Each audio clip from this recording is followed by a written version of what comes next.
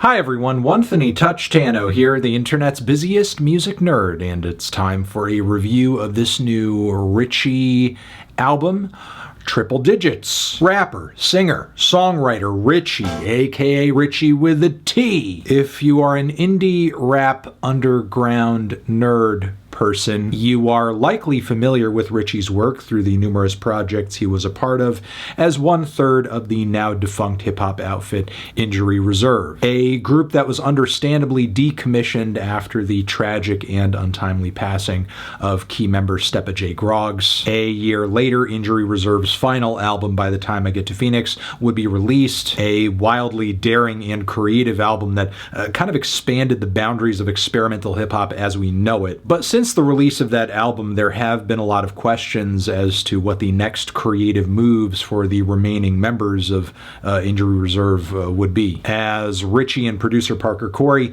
did seem to form this new duo named By Storm, which put out a single last year, but whatever progress was going to be made on that front seems to have been detoured into this new solo record from RiTchie, which does also feature production from Parker, for anybody wondering if this record means their creative partnership has ended or anything like that. So yeah, it's kind of a surprise move, but one that I can't necessarily complain about, especially since the teaser cuts leading into this album were pretty good. There was the track RiTchie VALENS, where RiTchie brings these very expressive and elastic flows, where he's blending rapping and singing at the same time. His delivery, his inflections are very soulful, are kind of cracked and strained. They're impassioned. In a way, it kind of feels like a cross between ODB and a little Del the Funky Homo Sapien 2. The instrumental is pretty out there too, even by Injury Reserve standards, with lots of trippy, glitchy, synthy loops layered on top of each other, combined with these pitched vocal chops that call out, "Why would you do this to me?" It's really odd and abstract on the production side, but simultaneously on the lyrical side, there is a moral clarity, a message clarity that makes for an interesting contrast. This also carries over onto a preoccupation with fakes and weirdos, and an individual who seems to be trying to force becoming famous, making it in music, art, whatever it is they're doing on the track Dizzy featuring Amine. Yeah, and whoever's being described on this track really comes across as a character taking fit pics at his grandma's funeral. This person may even be secretly rich too. Once again, a lot of lyrical and narrative focus on this one, combined with production that is just very creative, very oddball. RiTchie continues to experiment with different vocal inflections and is just exploring the deeper range of his voice. So yeah, leading into this record, again, there are some very kind of strong musical moments, but the rest of the album is something else. It is a fully independent release that is a little on the short side at 32 minutes in length. It's loaded with interlude cuts and shorties. A lot of tracks on this thing don't really have a lot in the way of development or song structure, and some of the vocal mixes on the record, especially toward the front end, ride a little high and are kind of rough. Clearly this thing, when you listen to it, is not going to be the most well-groomed project out there, which makes me wonder what RiTchie's creative process on this album was, how much he fine-tuned some of the details on here, because definitely some stuff sounds a bit thrown together, but simultaneously the rapping and elegant layers of pianos and vocal harmonies on the track Looping, for example, you don't often hear this kind of artistry on albums that are just completely ham-fisted. And despite these examples of on-the-surface chaos going on this LP, there is a lot of consistency among the vocal performances and production aesthetics on this thing, I can give it that, as well as a handful of allusions throughout the album about how hot it is outside. I presume while this whole thing is being recorded, I mean, that kind of seems like what the title is all about. So yeah, there are some things about this LP that I can appreciate on a thematic, on a macro level, as well as a couple of very specific,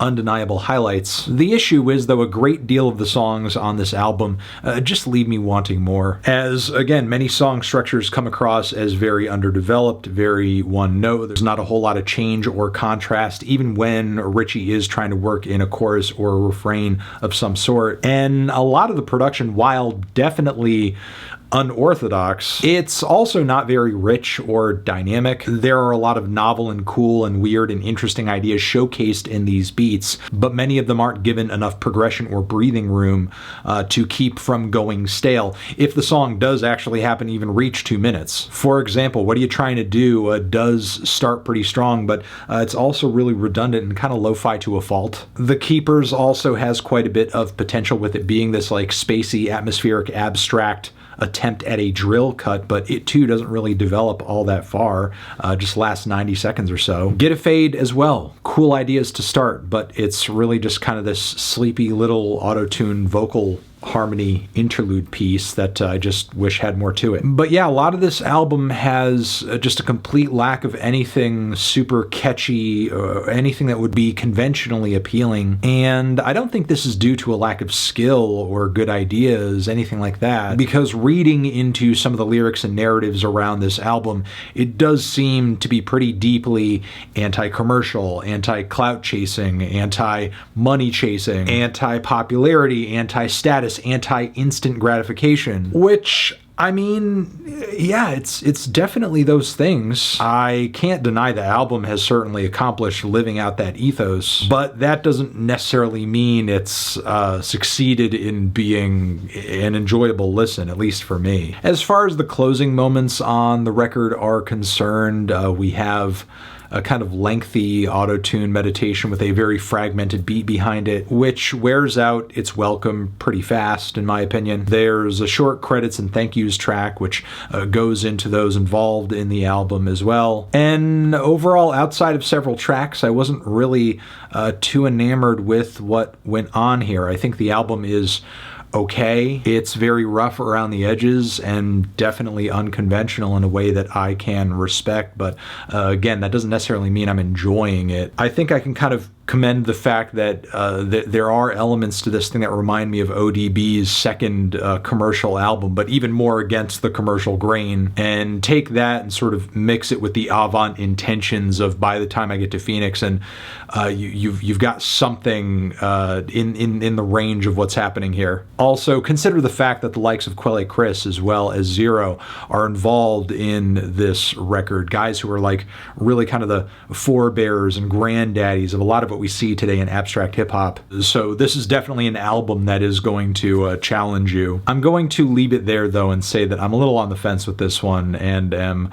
hoping for something just a bit stronger from RiTchie or By Storm at some point in the near future. I'm feeling a light to decent 6 on this one. Transition, have you given this album a listen? Did you love it? Did you hate it? What would you rate it? You're the best, you're the best. What should I review next? Hit the like if you like. Please subscribe and please don't cry. Hit the bell as well. Over here next to my head is another video you can check out. Hit that up or a link to subscribe to the channel. Anthony Fantano, RiTchie, forever.